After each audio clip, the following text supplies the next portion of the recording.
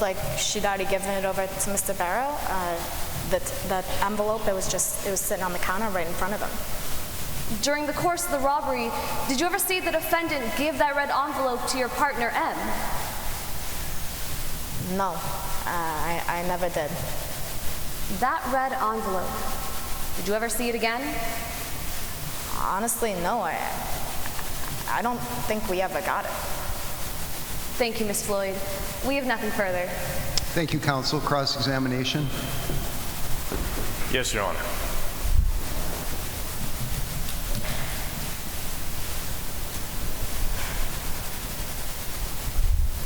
May I proceed? You may. Good evening, ma'am. Good evening. I'd like to get something very clear from the start. You're a criminal, aren't you?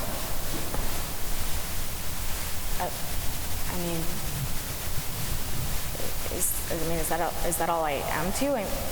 Yeah, sure. I was involved in this crime.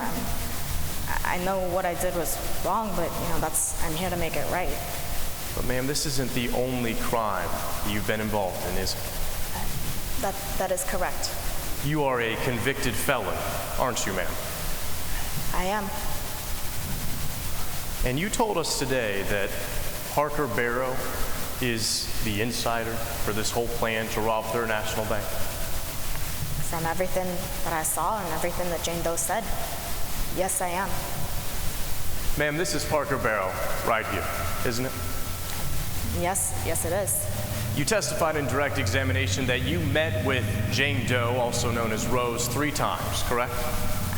I met with her several times. I talked to her over the phone, yes. At your first meeting with Rose, Parker Barrow wasn't there? No, he was not. At your second meeting with Rose, Parker Barrow wasn't there? No, exactly. At your third meeting with Rose, Parker Barrow wasn't there? That's exactly right, yes. At not a single one of your meetings was Parker Barrow there? Our other partner, M, also, wasn't at every one of our meetings. Yeah, I just met with Rose. And you never saw Parker Barrow meet with your partner, M, did you? No, I did not. You never saw Parker Barrow meet with Rose, did you? That is correct. You never spoke on the phone to Parker Barrow? No, I never communicated with Parker outside of the bank. Now, you told us on direct examination that phone that's right next to you, ma'am, you saw that with Mr. Barrow? It was sitting right in front of him on the desk, yeah. But to be very clear, ma'am, it was on the counter in front of Mr. Barrow? Yeah, a couple inches right in front of him, sitting right there. You never saw Mr. Barrow pick up that phone? No, he was busy getting my deposit receipt. So that's a no. He didn't pick up the phone? That's correct. You didn't see him make a phone call with that phone, did you? He was helping a customer. I think that would be, bad customer service. So is that a no for the record? That's correct. And Parker Barrow wasn't the only employee in the bank at that time? The first time or the second time? On October 24th? On October 24th, no. There was that other person in the back room, like I said. That's right. Mr. Sutton, the manager, was also at the bank. Sure, yeah. Now, you told us on direct that when you walked into the bank, you went to go make a deposit with Mr. Barrow, right? I did. But, ma'am, you would agree with me that as soon as you walked into the bank, Mr. Sutton stepped back into his office. Yeah, it was pretty nonchalant. He just walked right in, closed the door. But to be very clear, ma'am, as soon as you stepped foot into the bank, Mr. Sutton left the room. Yeah, it looked like he was just walking into his office. Ma'am, you testified on direct examination that Mr. Barrow looked, I believe the phrase you used was cool as a cucumber on October 31st. Am I getting that right? I'd say so, yes. Ma'am, isn't it true that when you came into the bank, you shouted out, "Everyone be cool"? Yeah, and I told him this was a robbery. And then your testimony is that Mr. Barrow acted cool. Exactly. You also testified that you didn't notice a red envelope on October 31st. Yeah, it was sitting in front of Mr. Barrow. It looked like that nice lady had just given it over to make her deposit. Well, ma'am, I'm talking about on October 31st. Did you or did you not see that red envelope? Yeah, it was sitting on the table. So you did see the red envelope on October 31st? That's what I said, yes. Right. Now, I'd like to clarify something about that felony we talked about earlier. You did serve time for it, right? I served 13 months, that's correct. And ma'am, you don't want to serve any more time in prison for this charge than you have to do.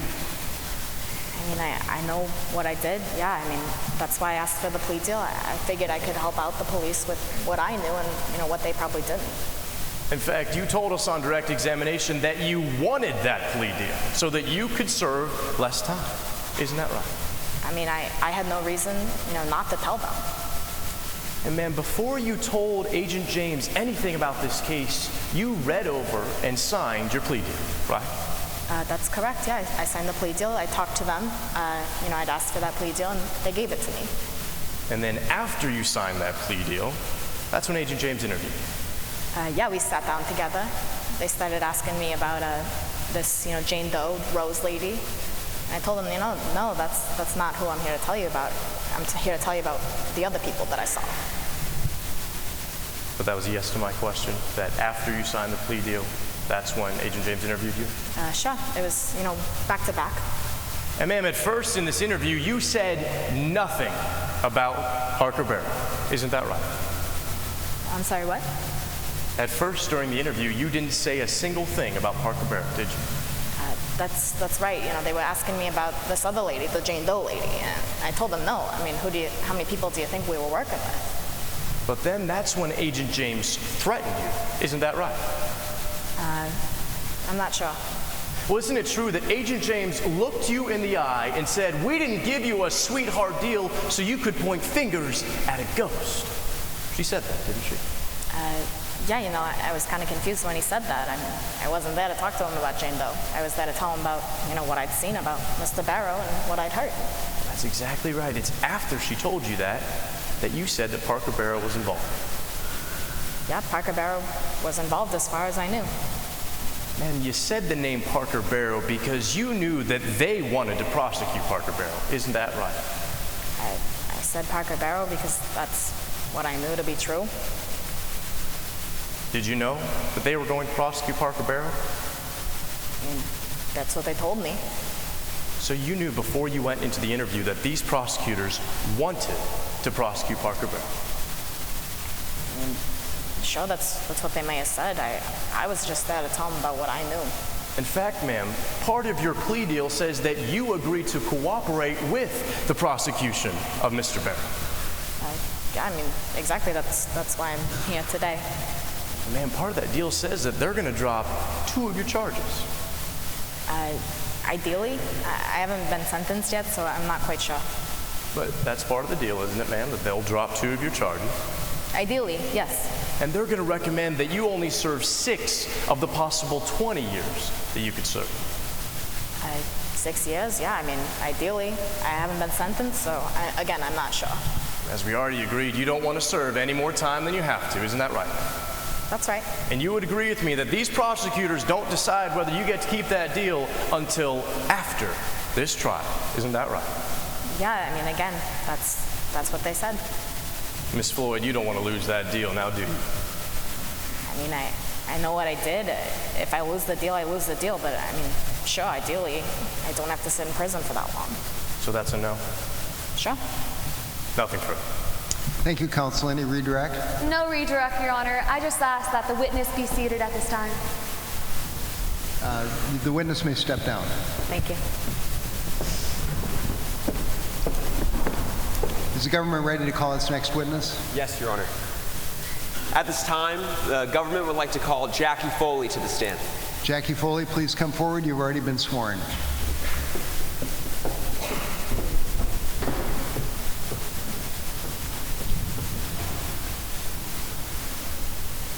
Permission to proceed? You may. Good evening. Good evening. Could you introduce yourself to the court? Yeah, I'm Jackie Foley. What do you do for a living, Miss Foley? I'm a nanny, a live-in nanny for 2 10-year-old twins.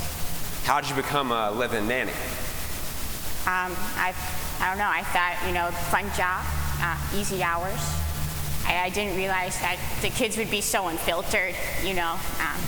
Yesterday, Tommy told me, you know, Miss Jackie, maybe if you dressed differently, you'd have a boyfriend. And I thought, yeah, Tommy, maybe you're right. Ms. Foley, do you know why you're here in court today? Yeah, I think it's because I witnessed a robbery last year in October at 3rd National. Well, Ms. Foley, we'll get to that robbery in a moment, but I first want to talk about the defendant in today's case, Parker Barrow. Are you familiar with him? Yeah, I know Parker. How? Parker's my teller at 3rd National. He's nice. He always compliments my hair. I appreciate that. Ma'am, how often would you see the defendant at their National Bank? Every Tuesday. And why would you go to the bank every Tuesday? I do get decent pay as a nanny, and I don't like to keep that kind of cash on me. And at what time would you usually see the defendant at the bank? 11 a.m. usually, right after my weekly pedicure. And Ms. Foley, how many employees are usually at their National Bank on Tuesdays at 11 a.m.? There's usually 2. It's Parker, and then it's some other teller or manager. So, ma'am, I want to talk about the robbery that you mentioned. What day did that occur? That was October 31st last year. And at what time? It was 11 a.m. It was a Tuesday. And Ms. Foley, you said that you usually see 2 employees at the bank on Tuesdays at 11 a.m. How many employees did you see on the day of the robbery? Just one employee. And who was that employee? It was Parker. Now, Ms. Foley, are you familiar with the manager of that bank, Cassidy Sutton? Yeah, sure. I've seen Cassidy around a few times. On the day of the robbery, did you see Cassidy Sutton anywhere in that bank? No. I just saw Parker that day. All right, so after you walked into the bank, what happened? I walk into the bank. I go up to Parker to make my weekly cash deposit. What, if anything, do you keep that deposit in? I keep it in an envelope, a red envelope. And after you handed the defendant that red envelope, what happened then? Yeah, I hand it to him, and I hear someone behind me yell, "Everyone be cool, this is a robbery." What did you do? I wasn't cool. I wasn't cool. I looked up right away, and yeah. Ma'am, did you see who had screamed, "Everyone be cool, this is a robbery"? Yeah, I looked. What did you see? I saw 2 people with masks and guns. I thought, I don't want to die like this. With my hair flat, only 1 layer of lipstick on. That's not how I want to go. And Ms. Foley, could you see how the defendant reacted after someone said, "This is a robbery"? Sure. He didn't even look up from his desk. He just had this sort of calm expression on his. He didn't really react at all, I guess. So, Ms. Foley, what happened after those robbers walked in? One of them told me to sit down, and the other walked up to Parker with the bag and said, "Fill it with cash, Barrow." Objection, Your Honor. Hearsay. Response? Your Honor, 801D2E, as you previously ruled, statements by a co-conspirator can be conditionally admitted, subject to connection. Conditionally admitted again, counsel? That's fine, Your Honor. We just wanted to note our objection for the record so that we can handle it at the end of trial. Your objection is noted. It is for the time being overruled. The evidence is admitted only conditionally, subject to connecting later. Yes, Your Honor. Now, ma'am, after the robber said, "Fill it with cash, Barrow," did you see if the defendant was wearing some kind of name tag? Yeah, he had on his name tag. Was the defendant's last name shown on that name tag? No. It just said Parker. Oh boy. Just the first name. Was the defendant's last name shown on some kind of nameplate? No, there's no nameplate like that. Well, to your knowledge, Ms. Foley, was the defendant's last name shown anywhere in that bank? Objection, Your Honor. Lack of foundation, if I may explain. Yes. We have not heard any foundation that this witness is actually familiar with the entire bank. For counsel to ask ask whether Mr. Barrow's name was listed anywhere lacks foundation because we haven't heard just how familiar with that bank she really is. Response? Your Honor, I can rephrase my question. Objection sustained. Proceed. Yes, Your Honor. Yes, Your Honor. Ma'am, to your knowledge, could you see the defendant's last name anywhere in the lobby of the bank? No. I mean, I've never seen it there, and I've been going there for years. Ms. Foley, I want to talk about that red envelope you mentioned earlier. After you handed the defendant that red envelope, did you see if the defendant opened it? No, I didn't see him do that. Did you see if the defendant gave that red envelope to the robbers? No, I didn't see that either. Ms. Foley, who was the last person that you saw with that red envelope? It was Parker. You know, I gave the envelope to Parker. One last thing, Ms. Foley. Your Honor, may the record reflect that I'm showing Ms. Foley an enlarged exhibit, a large version of Exhibit 10, the sketch. Have you displayed it to opposing counsel? Yes, Your Honor. They have, Your Honor. That's fine. Okay, very good. And you may approach the witness. Ms. Foley, have you ever seen the person shown in this sketch before? Yes, I have. Are you sure? Yes, I am. When was the last time that you saw the person in this sketch? I saw her a couple weeks before the robbery down in Chuggy's. And what is Chuggy's? Chuggy's is a bar. It's a good place to meet other single people, or so I've been told. Ma'am, when you saw the person in this sketch at Chuggy's, did he see if she was alone? Objection, Your Honor. Lack of personal knowledge, if I may explain. Let's get the response first. I apologize, ma'am. Your Honor, I'm only asking this witness about her perceptions of the robbery. She can offer her opinion rationally based on those perceptions. Response to that? Yes, Your Honor. Based on this witness's affidavit that we were given before trial, I anticipate that this witness is about to elicit, if I may proffer outside the presence of the jury, You may. that she may have seen that woman with Mr. Barrow. Now, this witness's affidavit explicitly says that she cannot swear to that fact. She is under oath today. She was sworn in, and she lacks personal knowledge to say that she actually saw Mr. Barrow with that woman. Why shouldn't we wait and see if this unfolds the way you're predicting? Your Honor, as we talked about earlier, the bell can't be unrung, and this testimony would be unfairly prejudicial under 403 if the jury hears it. Anything further before I rule? Your Honor, this goes to weight and not admissibility. Your Honor, if I may. Sure. It absolutely does not go to weight, it goes to admissibility. As you know, in a court of law, the witnesses are sworn in to tell the truth, the whole truth, and nothing but the truth. Yes, we've heard that. As I told you, Your Honor, her affidavit says she cannot swear to that fact. The jury cannot hear it. If I may proffer, Your Honor. You can make a proffer and then I'm going to rule. Yes, Your Honor. And we believe that what Ms. Foley actually can't swear to, again, if this is outside the presence of the jury. Yes, we are. That she actually can't swear to the fact of whether or not they were talking, not whether or not they met. Well, we can ask Ms. Foley that question as well, if Your Honor would like. The objection is overruled. Yes, Your Honor. Ms. Foley, when you saw we're back in the presence of the jury. Thank you, Your Honor. Ms. Foley, when you saw the person in this sketch at Chuggy's, did you see if she was alone? No, she was not alone. Who was she with? She was with Parker. Ma'am, could you see what the defendant and this woman were doing at Chuggy's? Sure. I mean, it looked like they were talking. You know, they leaned in at one point. I couldn't swear that they were talking, but that's what it looked like. Ms. Foley, how certain are you that the person that you saw with the defendant that day is the person shown in this sketch? Objection, Your Honor. This is improper bolstering. Response? Your Honor, we believe it's important for the clarity of the court to understand whether or not this witness is certain about this meeting, as we anticipate that Ms. Kunkel will call this meeting into question on cross-examination. I'm not familiar with the objection improper bolstering. Could you explain that to me, please? Absolutely, Your Honor. In this jurisdiction, under Rule 608, counsel is not able to bolster the witness's testimony for truthfulness until we have attacked that testimony for truthfulness or untruthfulness. Now, I know I did it in my objection, Your Honor, but of course that was not in front of the jury.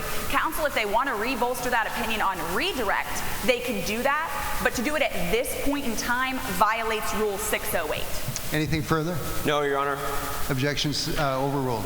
Yes, Your Honor. Ms. Foley, how certain are you that the person that you saw the defendant with was the person shown in this sketch? I'm certain. Thank you, Ms. Foley.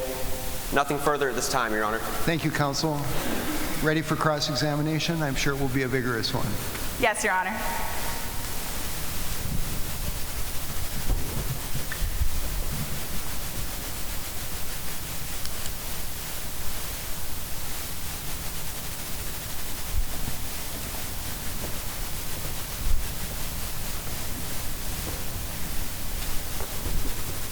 May I proceed? You may. Good evening, Ms. Foley. Good evening. I want to pick up right where you left off. You told this jury that you were certain you saw Mr. Barrow with that woman in Exhibit 10? Yes. Yes, I am. You understand you're under oath today, don't you? Yeah, whole truth, nothing but the truth, all the truth, all the truthiness. So you're telling this jury that you can swear to them that you saw Mr. Barrow with that woman? Yes. You remember when you prepared an affidavit? Yes. You'd recognize it if I showed it to you? Yes. I'm showing opposing counsel the witness's affidavit. Line 65. Thank you. May I approach the witness with the same? You may. Handing the witness her affidavit. Ms. Foley, go ahead and look at that for me and let me know, is that your affidavit that you prepared before trial? Yes, I believe so. I haven't changed or altered it since the last time you saw it. I don't think you have. That's your signature on the last page? Yes, it is. You were under oath when you wrote this affidavit? Yes, I was. Just as you are under oath today, true? Yes. Please read along silently lines 63 through 65 as I read aloud. I think earlier in 2017, I saw the person in Exhibit 10 at Chuggy's bar talking to Barrow, but I couldn't swear to that. Did I read that correctly, Ms. Foley? Objection, Your Honor. Hearsay. May I be heard? Sure. Now, Your Honor, in order for Ms. Kunkel to read statements that were made outside of the court, as this affidavit was, she has to elicit a direct contradiction between this affidavit and Ms. Foley's testimony. Now, we heard on direct examination that Ms. Foley, in fact, could not swear that the defendant and the person in Exhibit 10 were talking. We don't believe that a direct contradiction is being elicited, and pursuant to 801, it's still hearsay. Response. Yes, Your Honor, I have made a direct contradiction. This witness claimed that she could swear to the jury that that is what she saw, and I just showed that her affidavit contradicts that. The jury can weigh that for what it is. May I be heard? Yes. Your Honor, I believe that Ms. Kunkel might be misstating the record. She never said that she could swear to it. She only said that she couldn't swear whether or not they were talking. No direct contradiction has been elicited. Objection overruled. Yes, Your Honor. Yes, Your Honor. Just to be clear, Ms. Foley, I read that correctly. Yes? Yeah, I couldn't swear they were talking. You know, that's what it looked like, but it's quite possible they were just staring at each other and moving their mouths without making any sounds. Ms. Foley, that's a yes I to do my that question. sometimes. What? Ms. Yes. Foley. So that we can get the record clear. Yes, clear it. I read that sentence correctly. Yes. May I approach and retrieve the witness's affidavit? You may. Thank you. Thank you, ma'am. No problem. Now, I want to talk about some other things that you mentioned on direct examination, all right? All right. You said that those robbers, they burst through the door and they shouted, "Everybody be cool," right? I don't know if they burst through the doors, but they certainly got into the bank somehow. All right, so they shouted, "Everybody be cool." Yes. And that's when you turned and you looked at Mr. Barrow, right? Yeah, I looked up at Mr. Barrow and then I looked at them. And like you said, after those robbers holding guns shouted to be cool, Mr. Barrow was cool. I mean, yeah, he never even looked up from his desk when they yelled. That's a yes to my question, Ms. Foley? I think that's pretty cool. That's a yes to my question? Yes, yes. Yes. Thank you, ma'am. Now, I want to be clear about that voice that shouted, "Everybody be cool," ma'am. Do you remember, was that a high-pitched voice or a low-pitched voice? I don't remember whether it was high or low-pitched. Do you remember if that voice sounded like it came from a woman or a man? No, I do not. You also claim that you heard the robbers say, "Fill it with cash, Barrow." Did I hear that correctly? No, it was just one robber. It wasn't both of them. So one of the robbers said, "Fill it with cash, Barrow." Yes. Tell the jury, which one? It was one of the robbers wearing masks. Unfortunately, they were wearing masks, and they were wearing masks. So, Ms. Foley, you don't remember that either. Which robber said that? No. I mean, their masks looked the same, if that makes sense. So when they had them on, you couldn't see their faces. Ms. Foley, that is a yes to my question. You don't remember that.